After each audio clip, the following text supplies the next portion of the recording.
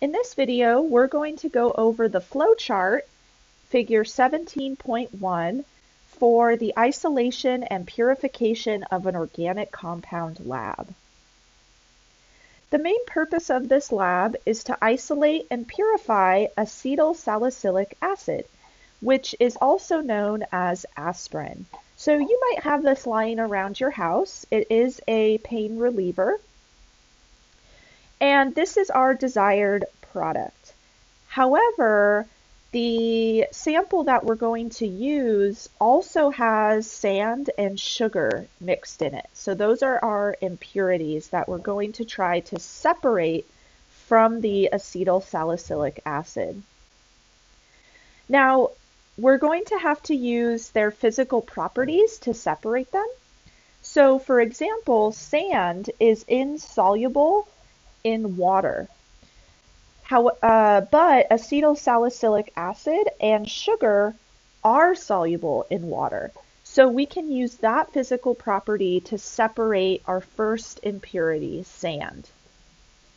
So in the first step of this lab, we're going to dissolve the aspirin and sugar in hot water, and the sand again does not dissolve in water. So this will allow us to separate the sugar and the aspirin from the sand. Then, once that's happened, we're going to decant the solution from the sand. Now, if you haven't heard the term decant before, I have a figure off to the side here.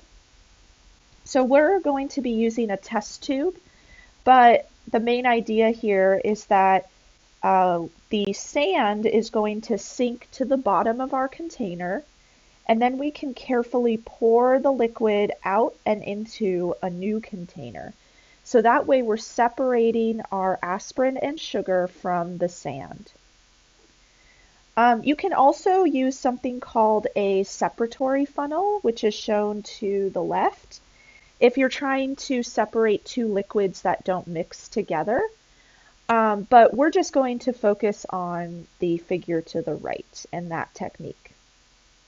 If you are curious about decanting, there is a website listed here where you can read more about it.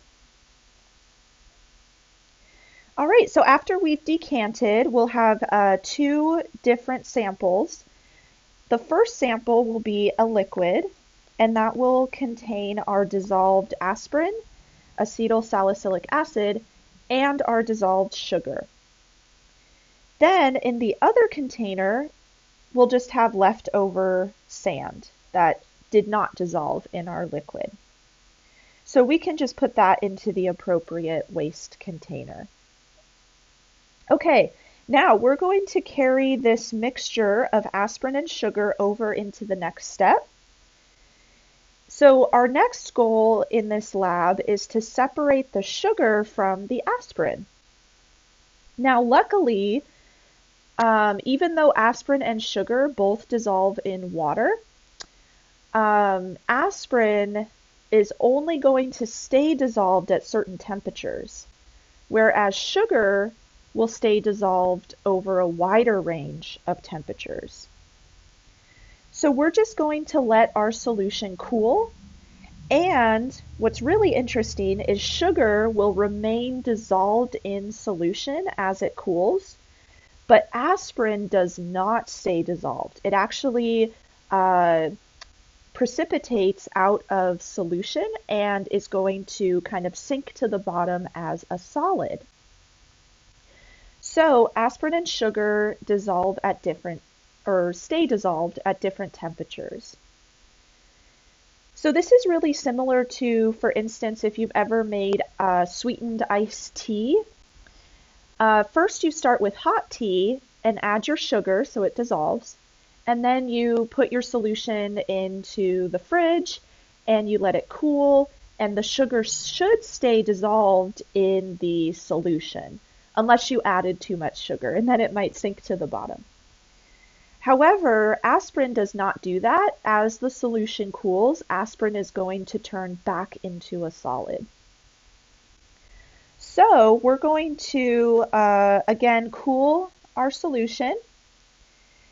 And then to further separate our solution from our solid aspirin, we're going to use something called a centrifuge.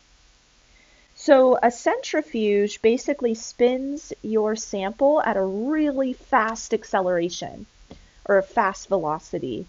And then you use centrifugal force to push the solid further down into the container, leaving the liquid on the top. So in the lab video, you'll be able to see the instrument we're using. But again, if you take anything like a test tube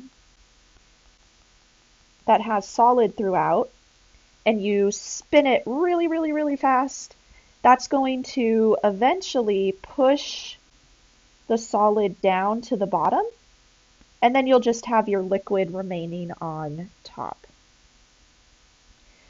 So after that, we can decant the liquid into a separate container, and then we can just keep our aspirin sample. Okay, so now we have our aspirin, but there could still be some impurities. So even though we've isolated aspirin, we still want to make sure it's pure. So we're going to do a couple more things just to make sure we have pure aspirin. The first thing we're going to do is, once we've isolated our aspirin in our test tube, we're just going to wash it with some water. So we're just going to add some water in here. Then we're going to centrifuge it again. So if there's any, for instance, sugar still left in the sample, it should dissolve in that water. And then we'll decant again. Next, we're going to take our, hopefully, somewhat more pure aspirin, and we're going to dissolve that in hot water. So we're going to add some water and heat it up. So the aspirin's going to re-dissolve. So we're just going to see a liquid at that point. But then we're going to let it cool again, and then we'll decant it again. So similar to what we did before, and this should remove any impurities that might still be left behind. Okay, so hopefully that helps explain the flow chart in your lab manual. I know it can be a little confusing at first to read those flow charts, so here we just went through it step by step. So now you can watch the lab video and you'll be able to visualize what's happening throughout the lab. Let me know if you have any questions.